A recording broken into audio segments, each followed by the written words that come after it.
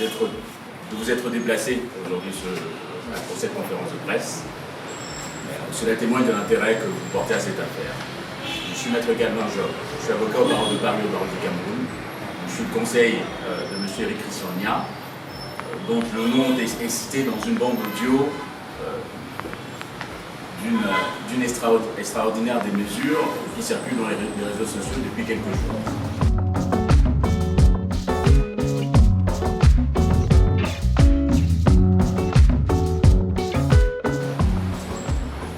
Avant d'aborder les questions purement juridiques, je souhaite indiquer ici devant vous que cette conférence de presse sera animée par l'unique valeur qui est au-dessus des lois. Cette valeur, ce n'est ni les hommes, ni les institutions, ni même les rumeurs infamantes qui circulent sur les réseaux sociaux. Cette valeur, c'est la vérité. C'est le mandat que M. Éric Christian Nia m'a donné pour ce jour. Il s'agit de vous transmettre, en somme, la véritable version de cette affaire. Vous comprendrez par ces propos que sa notoriété et la place qui est la sienne hérisse. Sa notoriété suscite de la calomnie. Calomnie qui, comme le disait le poète, est l'apanage des faibles d'esprit, en somme. Donc M. Éric Christian Nia a fait l'objet d'une cabale. Cabale qui s'accentue depuis quelque temps et dont les protagonistes, en quelque sorte, rivalisent d'imagination. La preuve, les faits qui nous amènent ici, aujourd'hui.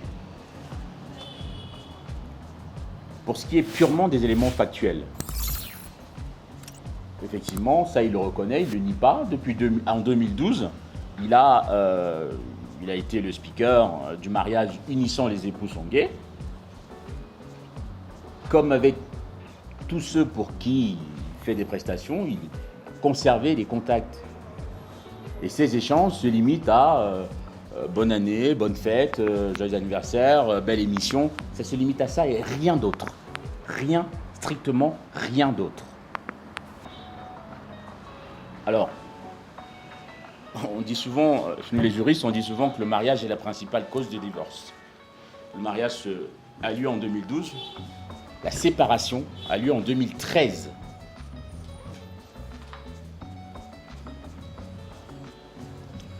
On va dire qu'en 2013, M. Éric Christian Nia n'avait pas la notoriété et l'envergure qu'il a aujourd'hui.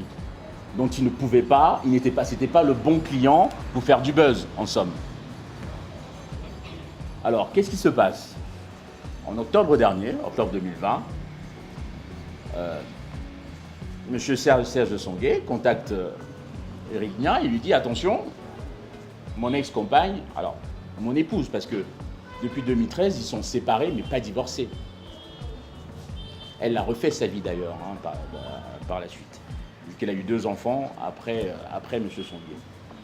Donc il explique à M. Songué, explique à M. Éric Nia que, attention, elle a décidé de me pourrir la vie. Et donc de s'en prendre à tout mon entourage. Si elle te contacte, bloque-la, ne lui parle pas. Parce qu'évidemment, elle attribuait l'échec de son mariage à l'entourage de son mari. Consécutivement à cette période-là, en octobre 2020, elle débute un harcèlement, mais assidu et ponctuel, visant M. Éric Nia. Elle appelle, raconte sa vie, Éric se tourne vers l'époux, donc il lui dit « mais effectivement, je ne comprends pas ». L'époux lui dit « bloque-la et limite dépose plainte ». Bon, il se dit, elle va peut-être, il se dit je vais bloquer, elle va se calmer, elle passera à autre chose. Mal lui en a pris, il l'a bloqué, il n'a pas déposé plainte, pourtant l'époux, lui, a déposé plainte pour agression contre sa personne. Il n'a pas déposé plainte. D'ailleurs, dans l'audio qui circule, on le voit, on l'entend bien, très bien. Elle lui indique qu'au début, oui, on est passé à autre chose, hein, vous bloquez les gens, voilà. En somme, le duo est intervenu en novembre 2020, en somme. Faisons un bond un peu plus en avant. Le 9 juillet 2021, éclate l'affaire du prétendu tribalisme et harcèlement sexuel vis-à-vis de l'artiste Coco Argenté. Le 11 juillet, Madame Songué, toujours elle, rentre en contact avec l'épouse de M. Eric Rissogna. Elle lui dit ton mari est homosexuel, son amant c'est mon ex-mari, sépare-toi de ton mari. Et elle communique et dit voilà, tu peux appeler monsieur mon ex-époux, enfin, mon époux, parce qu'ils sont toujours légalement mariés. Madame Nia, en épouse confiante et n'ayant aucun doute sur l'orientation sexuelle de l'homme avec lequel elle vit depuis plus de 9 ans et avec lequel elle est mariée depuis 4 ans, elle se retourne naturellement vers lui. Voilà ce qu'elle me dit, qu'est-ce qu'on fait de ça? Il lui dit, écoute, rentre en contact avec Serge et demande-lui ce qui se passe en fait.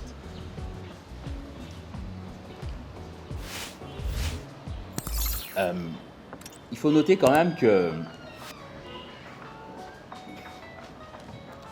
quand Madame Nia rentre en contact avec l'époux de Madame Songué, il fait part du profil psychotique de la dame, de son épouse. Il dit attention, nous on est séparés depuis 8 ans, elle continue à vouloir me pourrir la vie, elle est censée engager la procédure des divorces qu'elle ne fait pas. Bon, lui étant sorti dans les réseaux, il étant militaire, il voyage par-ci par-là, bon, il n'a pas le temps de s'en occuper. Voyons que malgré ses insistances, malgré ses injonctions à susciter le divorce, la séparation entre les époux Nia, voyons que Madame Nia ne fait rien, ne réagit pas. C'est là que le 22 juillet, nous avons cette fameuse audio qui est diffusée. Audio, comme j'ai dit tout à l'heure, enregistré en novembre 2020. Alors, on peut s'arrêter quelque peu sur les interrogations suscitées par la chronologie des faits. Moi, j'en vois principalement 3. La première, pourquoi alors qu'elle est séparée depuis 2013, qu'elle a refait sa vie, elle a un enfant de 6 ans, elle a même un enfant qui est né en mai dernier. Pourquoi attend-elle 2021 pour diffuser ces incongruités sur la place publique? Première question. Deuxième question. Pourquoi une bande audio enregistrée en novembre 2020 n'apparaît qu'en juillet 2021? Une troisième question, troisième et dernière. Pourquoi a-t-elle voulu convaincre l'épouse, Madame Nia, de se séparer de son époux, alors qu'elle l'avait déjà contacté il y a 2 ans de cela pour la couverture d'un événement qui n'a finalement pas vu le jour. Et il y a 2 ans, il n'y avait pas de problème d'homosexualité. Strictement rien. Bizarrement, aujourd'hui, ça apparaît. Alors, on peut y apporter quelques éléments de réponse, bien évidemment. Sinon, on ne servirait pas à grand-chose. En affirmant que finalement, le fait pour M. Nia d'être une personnalité publique fait de lui le bouc émissaire idéal, en somme. En gros, ça lui permet de transposer l'échec de son mariage, enfin peut-être de démontrer qu'au final, cet échec-là est lié à un élément d'extranéité au couple. Peut-être vis-à-vis de sa famille, ça lui redonne une certaine image, peut-être. On peut aussi affirmer finalement que cette diffusion, qui intervient très opportunément à la suite des accusations de harcèlement sexuel et de tribalisme, est faite à dessein.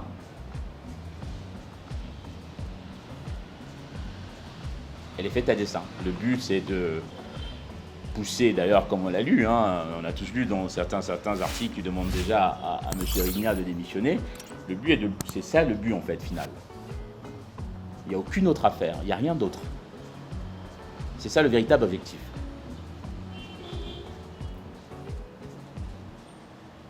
On peut aussi envisager que donc Madame Gaëlle, qui, faut bien le préciser, est séparée mais pas divorcée depuis 8 ans, depuis 2013 avec son mari, et qui a accouché au mois de mai, est peut-être, je ne suis pas médecin, mais je trouve que j'ai eu à intervenir dans pas mal de dossiers où il y avait ces effets-là, et elle est peut-être victime d'une dépression postpartum. C'est-à-dire que l'accouchement qui fait tomber pas mal d'émotions et en naître d'autres, produit un chamboulement. J'ai lu par-ci par-là qu'on dit qu'elle est folle. Personne n'a jamais dit qu'elle était folle. En tout cas, moi, je ne l'ai jamais dit. Il peut y avoir de ça. Alors, maintenant, est-ce que c'est parce qu'elle est,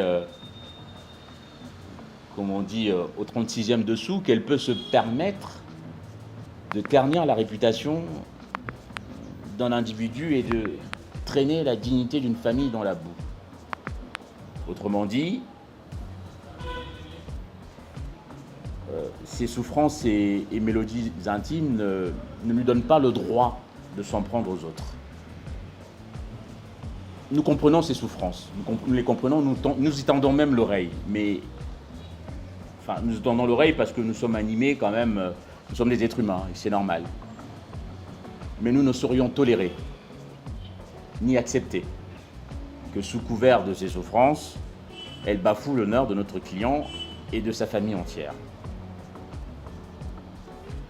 C'est la raison pour laquelle une plainte a été déposée ce matin auprès du procureur de Nanterre en banlieue parisienne. Les faits que nous avons retenus, bien évidemment nous pourrons compléter, mais les faits initialement, c'est dénonciation calomnieuse, injure publique, mise en danger délibérée de la vie d'autrui et harcèlement. Donc, dénonciation calomnieuse, injure publique, mise en danger délibérée de la vie d'autrui et harcèlement.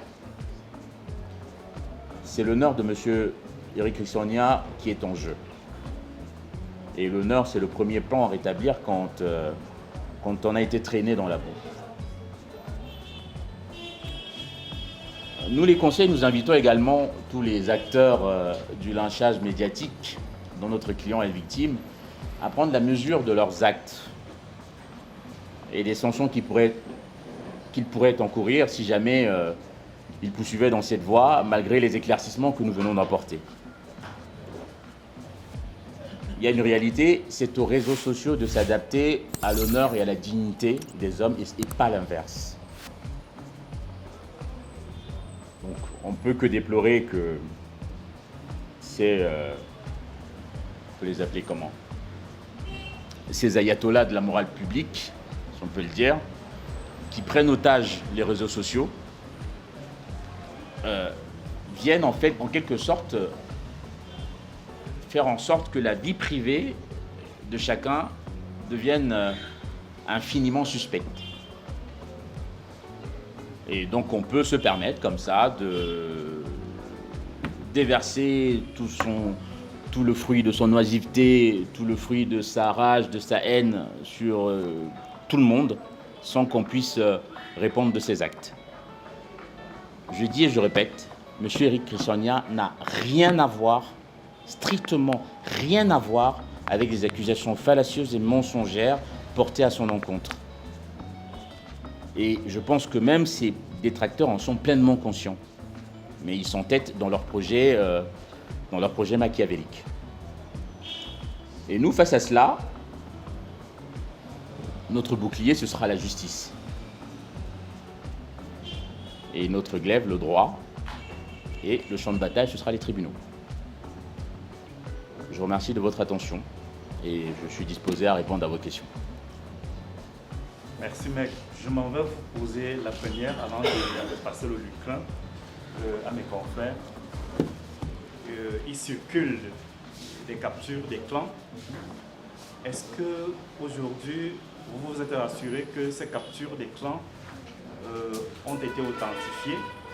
Autre chose, contestez-vous l'authenticité de l'audio qui circule et qui incrimine Eric Christiania? Sur les captures d'écran, merci de la question, d'ailleurs c'est intéressant, assez pertinente. Sur les captures d'écran, aucune expertise, aucun élément ne vient nous démontrer de la véracité de ces captures d'écran. La personne que je représente ne s'y reconnaît pas. Monsieur Eric Christiania estime que c'est des montages. Et d'ailleurs des captures d'écran qui dateraient de 2017. Je vous ai dit tout à l'heure qu'il y a 2 ans de cela, elle avait déjà contacté Madame Nia et il n'a jamais été question d'homosexualité quoi que ce soit. Si elle avait accès à ces éléments-là il y a 2 ans de cela, des éléments visiblement qui sont enfin, de ces échanges qui ont intervenu en 2017, elle aurait pu s'en prévaloir. Mais elle ne l'a pas fait. On ne conteste pas. C'est un échange qu'il y a eu entre M. Eric Christiania et Mme Gaëlle Songuet. Et pour l'audio, il n'y a pas de difficulté, c'est bien la voix de M. Eric Nia que vous entendez. Oui. Vous avez listé des griefs qui lui sont reprochés par ses ennemis. Est-ce qu'on pourrait dire que cette cabale orchestrée par Dame Gaëlle vient de ses confrères de la chaîne publique? Derrière elle, il y a des gens qui s'activent. Il y a des gens qui s'activent et qui ont une mission, un but, un objectif à atteindre. Donc pour nous, elle ne peut pas, à elle seule, être l'initiatrice de cette cabale. Pourquoi pensez-vous qu'elle a axé sa communication, ses échanges avec M. Eric Christiania sur l'homosexualité? Elle a axé sur l'homosexualité parce que, comme elle a dit, elle a fait son enquête. Dans l'audio, elle le dit, hein, elle a bien fait son enquête. Mais il se trouve que cette enquête n'a abouti à rien. Et l'élément le plus facile et le plus tangible, et quand on écoute même l'audio, on se rend compte que, oui, elle dit, je vais te soumettre à la vindicte populaire. Au Cameroun, l'homosexualité n'est pas légale, n'est pas normale, et tout ça, et tout ça, et tout ça. Donc pour elle, c'est le moyen qu'elle a trouvé pour pouvoir ternir son image et pouvoir effectivement attirer, du moins sensibiliser ceux qui seraient du moins intéressés par cette question, ou les anti ou les pros, enfin bref. Voilà, c'est le moyen pour moi qu'elle a trouvé pour attirer l'attention, en somme. Vous voyez qu'une femme peut se lever et prendre ce risque-là pour rien? Sur la question de savoir pourquoi une femme se lèverait et tiendrait de tels propos. Oui, c'est possible. Je vous explique pourquoi. On a parlé dans notre communiqué du profil psychotique. Certains ont interprété disant qu'on dit qu'elle est folle. Jamais, elle n'est pas folle. Avoir un profil psychotique ne veut pas dire qu'on est folle. Ça veut dire qu'on a des troubles qui peuvent qui peuvent survenir dans le cours de la vie, ou qui peuvent être héréditaires. Et les troubles psychotiques, ça peut être quoi? Ça peut être des troubles de la paranoïa. Donc pour nous, une personne étant dans cette situation-là, c'est somme toute possible. On est à Nanterre, elle va être convoquée. Quelle excuse elle prendra pour dire qu'elle ne peut pas venir? Elle ne pourra pas dire qu'il y a le coronavirus, elle ne peut pas machin, que les avions sont ceci. Non.